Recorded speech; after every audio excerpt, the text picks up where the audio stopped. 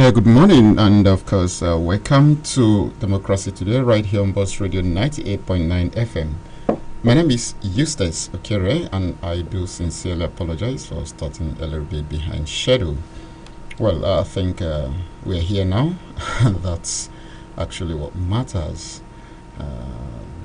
A lot of issues to look at. But when you take a cursory look at all the issues, they are all tied to the issue of subsidy removal and the attendant consequences.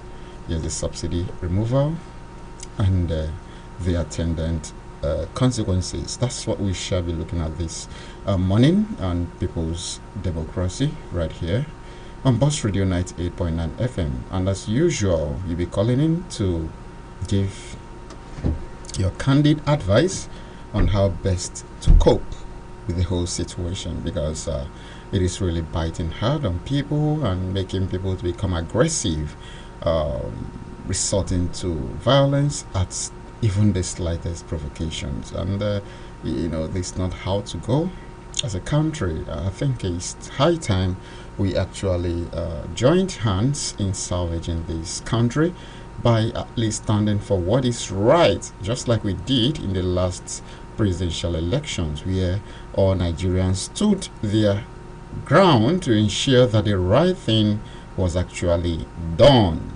Well, I guess we can actually have a repeat of that going forward. No, not growing tired of doing the right thing. So, the subsidy removal and its attendant consequences. That's what we are going to look at this morning, considering the fact that the committee is here to come up with the actual measures on how to cope with this subsidy removal. One of the issues on ground is workers' salary increase.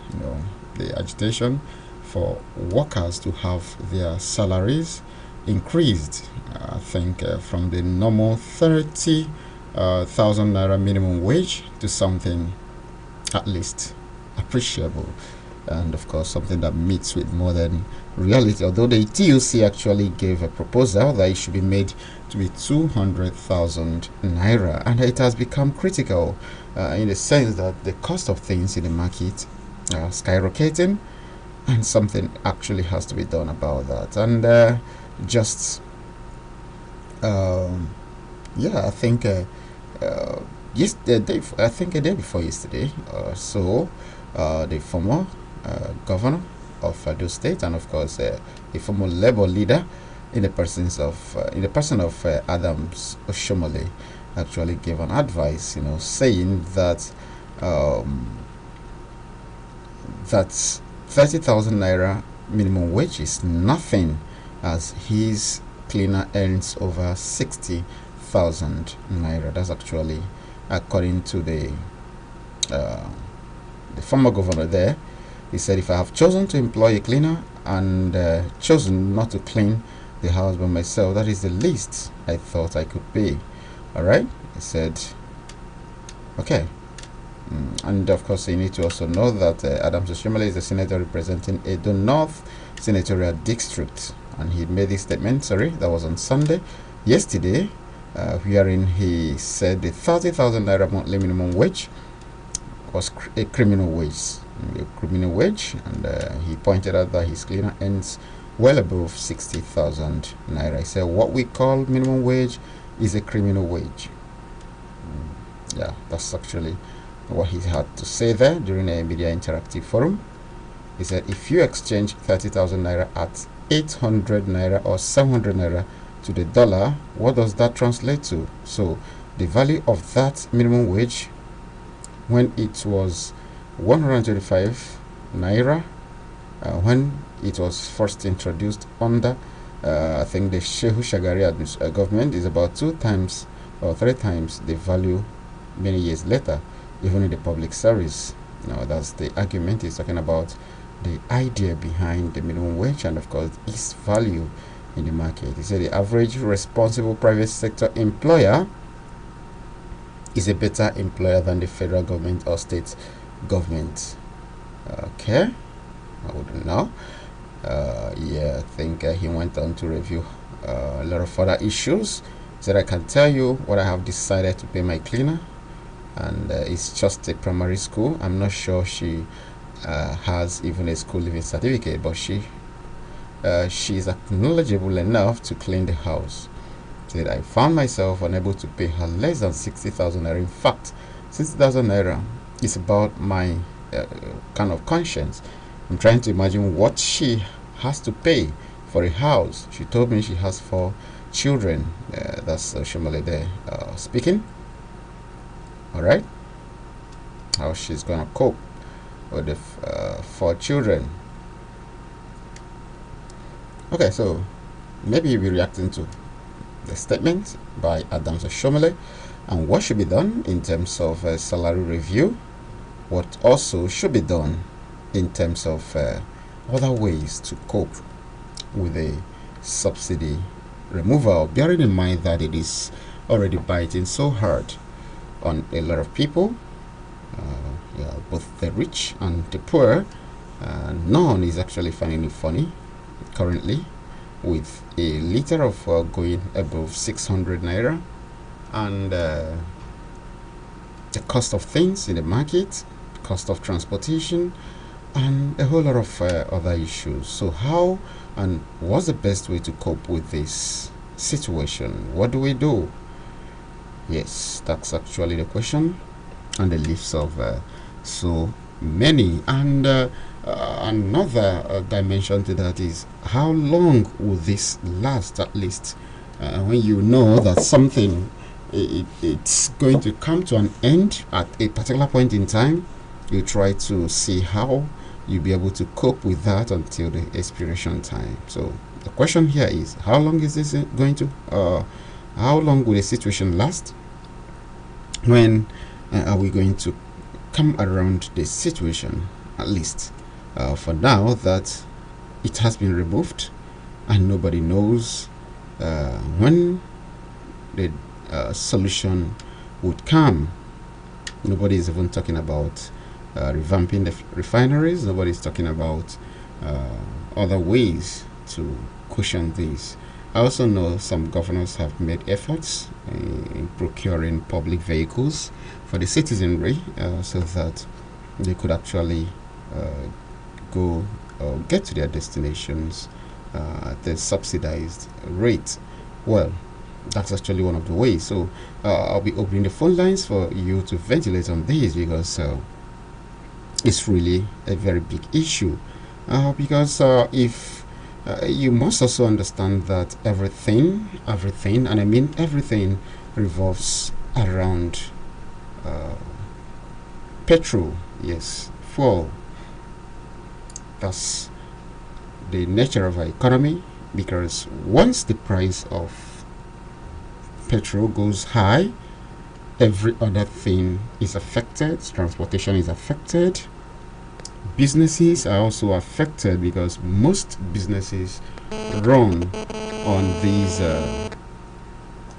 petroleum products, because we are not even sure of the conventional power supply.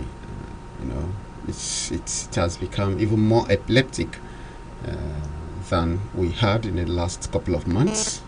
So what do we do? What's the best way out? That's what actually we'll be reacting on as we go along on this program this morning. And you remember, you can be part of this program from any part of the world. All you need to do is to join us via our social media handles. Yeah, we are on YouTube, Twitter, as well as Facebook, all at Boss Radio 98.9 FM. Remember, you can also download the Boss Radio app from your mobile stores. Yes, just from your phone mobile stores. You download the app so that you could follow the program at every point in time. Your WhatsApp messages can also be sent to 0806 999 2999. Yes, I'll now repeat that. 0806 999 2999.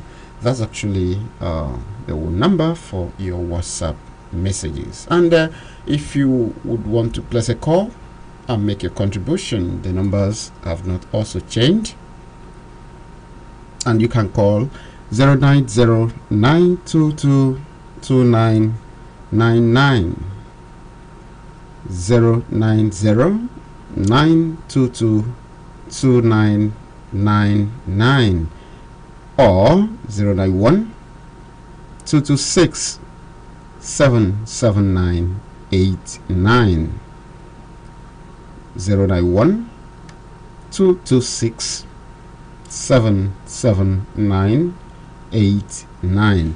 Those are actually the numbers for your calls and contributions this morning on the topic. Remember, subsidy removal and its attendant consequences. What do we do in the midst of this whole brouhaha, if you ask me, because it has become quite challenging for almost everybody, coping with this situation.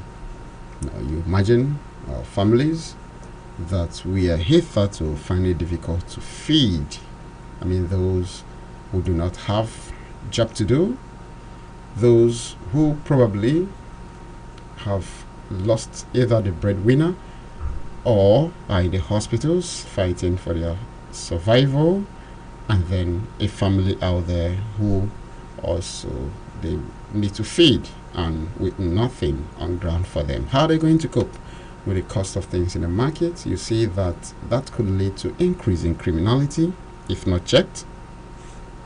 Yes, because a hungry man is, of course, an angry man, and an angry man, don't forget, is a violent man. So these are some of the challenges associated with this, and we must think out a better way to cope with this situation, so that we actually try to get solutions for our problems. Yes, and of course learn to think within. That's what I have for you this morning: the subsidy removal and its attendant consequences. So let's go on that. What do you have to share, and what advice can you actually give, especially at this point in time that the committee is mopping up, trying to mop up some kind of solution, for the subsidy removal? And so, what do you have in stock for us? Let's go on the phone numbers: 090-922-2922 or 091-226-77989. Like I said, those are actually the numbers to call to ventilate on the topic this morning. All right, so we go. And when you do calling, remember the rules. You try to turn down the volume on your radio set, and when you do that, you'll be able to have a clearer and better conversation. Or better still, you can move away from your radio set. Yes, just move far away from your radio set so that you can actually hear us and we can hear you from here very well, and of course without hitches. Okay, and keep to the tenets of the topic. Remember, we are looking at subsidy removal and the consequences, attendant consequences of this subsidy removal, and possibly the way out. That's if you have any solution for us, and how long are we really going to cope with this? Remember, one of the solutions that have been recommended is wage increase, but when that is done, don't you also think it would affect the economy? Talking about inflation, when more money is in circulation and the goods are less, that could lead to inflation, which of course will further worsen the economy. And there's some companies or state governments, workers rather, including Lagos state workers, have tried to adopt, what they call, how do I put it now? Yes, they've tried to adopt what they call shift. I don't know, shift method. Yes, shift method where some categories of workers will go to work for a particular day, then maybe another day another group of workers will also go. Maybe I think I need to give you a hint of that report. The following: the increase in the pump price of petroleum motor spirit PMS, known as, of course, petrol, from 488 naira to between 568 and 617 naira per liter. The civil servants in Lagos State have resorted to shift operations to cushion the effects of the increment. Shift operations, that's what they call it. Let's take the first call. Hello, good morning. Good morning. I am Brobo Vincent, calling from Ujuk Republic in Belomaka. All right, go ahead. When it comes to fuel price, I have said this about 3 months ago when nothing has happened. The Nigerians should prefer to pay over 1,000 naira for a liter. I said it, and the presenter was laughing and making mockery of me. Now it is coming to that. And the dollar, we will go for 1,000 naira for a dollar. What Nigerians need to do is to adjust and readjust the structural adjustment, reduce your cost of living by yourself, because this Nigeria as it is, whoever tells you that things will get better, look at that person very well. He's lying to you. It's just like people now saying, ignore it at home. But when you are killed in Akwakuma, nobody will save your life. I am sitting at home. It is my right until Nnamdi Kanu is released. Let us tell ourselves the truth, because what has killed Nigeria is already dead, is lack of truth and suppression of truth, injustice being glorified. I am Dorobo Vincent, calling from the Ujuk Republic of Belomaka, telling Nigerians to zip up, because the worst is yet to come. Hardship is coming in full force. Watch out. Thank you. Right? That actually sounds like the prophet of doom. But I don't know. We actually pray that things will turn around for the better. Yes, that's our prayers, not to be pessimistic. Knowing fully well that if the country continues to go this way, we are still the ones to suffer it. We are still the ones to bear the brunt. So it's better we pray and work towards salvaging the country. Yes, maybe, just maybe, who knows, things might turn around by the time we make some concerted efforts to get things right. Well, I think one thing I would wish to take away from what Dorobo Vincent said there is the fact that people should adjust. Yes, adjust in their lifestyle. Yes, just try to adjust, just like the workers of Lagos State have tried to adjust. Yes, by resorting to shift operations to cushion the effect of the increment. So most private vehicle owners in Lagos have decided to board public transportation to their offices and various destinations. That's another way. Yes, boarding of public transportation as against private vehicles, which of course would reduce a lot of expenses and all that. Okay, so the development has actually reduced the chaotic gridlock in Lagos State, as most of the highways are witnessing free flow of traffic across the state. That's also a good one in disguise. All right, we'll take more calls. Good morning. Hello, good morning to you. Hello. Oh, so sorry about that. I would understand what you were doing out there. It's good that when you do call, you switch off your radio set, turn down the volume so that we can actually have a good conversation. You don't call us and then I wouldn't know what you're doing out there. That's actually wrong. Okay, so still looking at the effects of subsidy removal.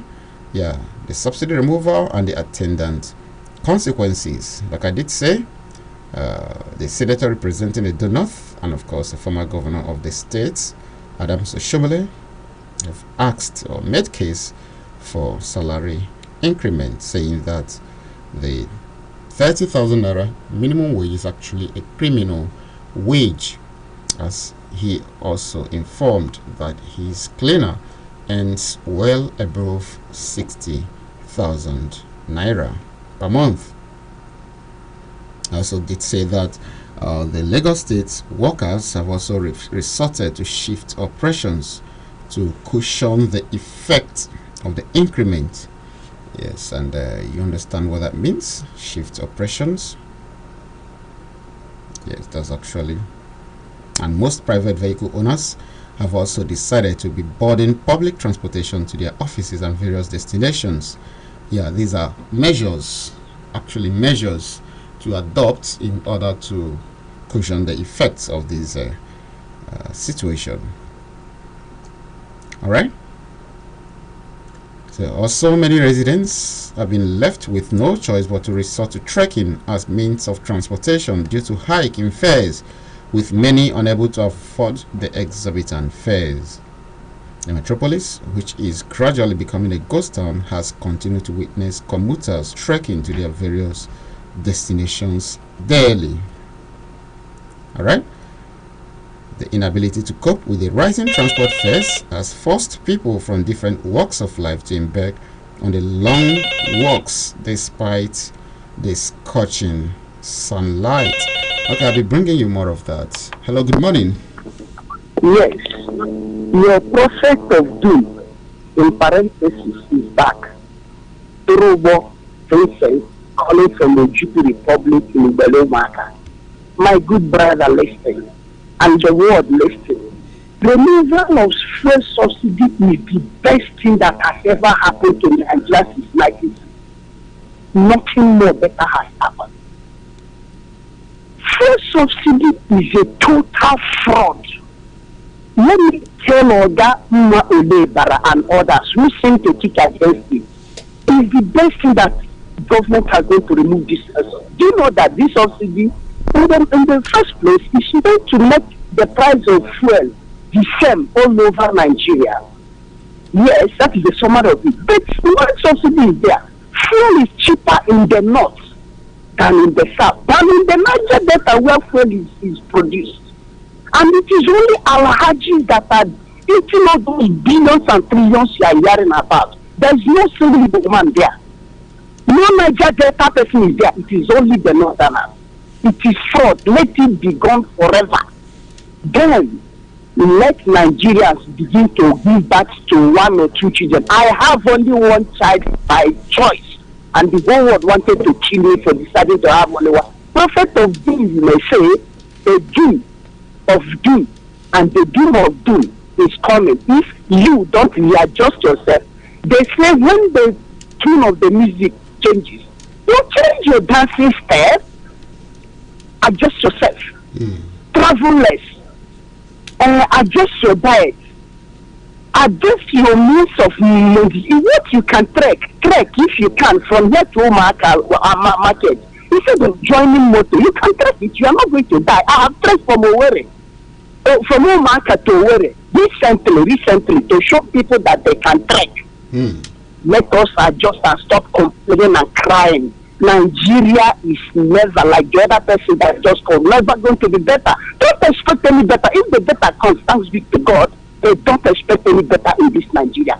Adjust yourself. Can you see we are having less traffic, less visitors, less frivolities and unnecessary spending and movement? That is the way it is, and it's better for all of us. Let us put on our thinking caps and adjust our lives to suit the situation, necessary evil we are facing. It is for our good. What is bitter is good for your body, but what is sweet is bad for your body. Fuel subsidy is evil. Let us have less noise generator. Everybody will go and buy one Maria. If you enter a single yard, 20 generators are sounding. I think we are having less sounds of generator now, saving our lives from pollution and the environmental troubles of generator. In fact, I wish all generators should go off. Let there be no fuel. Let it cost 1 million naira a liter. Let us rest. We existed before. When fuel, before fuel came, we are alive. Adjust your life. Simple. That is the law of nature. Drobo is calling from Ojuku Republic in Ibele. Umaka, the Ninja local government area of Imo State. This Nigeria of yours. Get ready for the worst. Thank you. All right. Thank you. That's Drobo Vincent there. Starting a comeback, but I think there is wisdom in what he has said, adjusting of lifestyle, just like most people have actually done. I told you that in Lagos, the workers have adopted the shift operations method. Yes, and most private vehicle owners now board public vehicles, and of course, most people that also bought vehicles in the past have resorted to trekking, especially for long distance journey. I think these are adjustments. Yes, adjustments, and I think according to what Drobo Vincent I have to say there, adjusting your lifestyle would also help to cushion the effect of the subsidy removal. Yes, in terms of reducing or rather stopping unnecessary expenses. Yeah, those expenses that may be termed unnecessary, extravagant, and all that. So this should actually be curtailed so that you can have something to fall back at the end of the month and when you're done with your expenses. Then unnecessary visits also should be reduced. So that you don't kind of inconvenience the family you are visiting at this point in time. You have to curtail some of your activities, yes, and of course stay within your environment or neighborhood if it is possible. And it's also important that you also know that this is no longer a time for us to keep doing those old things, like staying away from politics, from voting. Now know that once there is an election, just like we'll be having in no distant time in Imo State right here, you need to come out to cast your votes, knowing fully well that the future of the country depends on that vote of yours. Yes, you really need to understand that whatever decision you make with that your vote would ultimately affect the overall good of the country. Yes, so precisely on the 11th of November, do not sit back at home as well. You need to be in the field, you need to be at your polling unit to cast your vote and for the right candidate, the candidate of your choice, anybody you think would give better leadership. These are the kind of people who should vote, and not based on sentiments. Yes, sentiments of affiliation, sentiments of relationship and all that, or maybe inducement, because you got one or two things, and then you leave your senses at home and go to the pool to vote. That's not actually good, because it has not given us any solution in the past. I mean, people have been doing that, taking money and the vote, and to cast their votes, and yet nothing good has been able to come out of it. So it's important to also stop that and make sure that henceforth you do only the right thing as a way to, better the country. This, of course, is in addition to adjusting to the current reality on ground, even as we pray for things to get better. Yes, we keep praying, we'll stop that, and of course we keep talking, knowing fully well that the appropriate authorities are also listening, and most times you also know it's good to match words with actions. Yes, you try to match words with actions, and make sure that what you're saying and what you're doing are in sync. Yes, that way we'll be able to do the right thing, Okay, so that's actually what we are saying, and we'll continue to talk about. All right, so subsidy removal and its attendant consequences. That's what we are talking about, in case you're just joining us. And don't forget, it's still here at Boss Radio 98.9 FM, and we are looking at this topic together, asking what you make of it. What's your solution? What advice do you have for us? 090-922-29922 or 091-226-77989.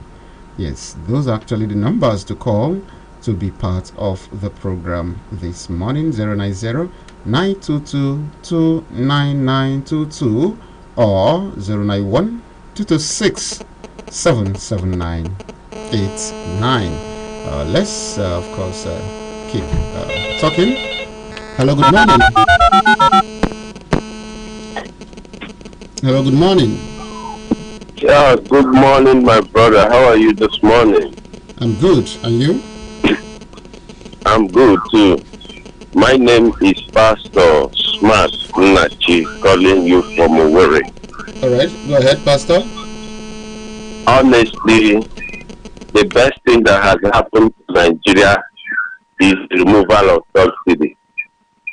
All this while, we have been stifling our economy in the name of subsidizing what in the country. People don't realize that when freedom is subsidized, we are not only subsidizing it for Nigeria, we are also subsidizing the same products for our neighboring countries. You could remember when subsidy was in Cameroon, in the Republic, and even up to Chad, the people protested because the removal of subsidy in Nigeria affected the petroleum products in those countries. If that be the case, that means we have been subsidizing with our money while these neighboring countries have been feeding fat from it and enjoying and having a robust economy against our dilapidated economy. That is the best thing the government has ever done. But where I am not too happy with the government on this decision is the issue of palliative. A very reasonable government will not be talking about giving palliative of 8,000 to Nigerians, 12 million Nigerians, even when they know that we have 139 million Nigerians living below poverty line. This 12 million is nothing to write home about. And the 8,000 naira cannot even survive a family for 2 days. So you cannot talk about subsidy removal palliative with 8,000 naira. There are two things Nigerians are expecting from this government so that the effect of this subsidy removal will not be too harsh on them. The first is that the government should bring or return the federal mass transit during structural adjustment program of Babangida's administration.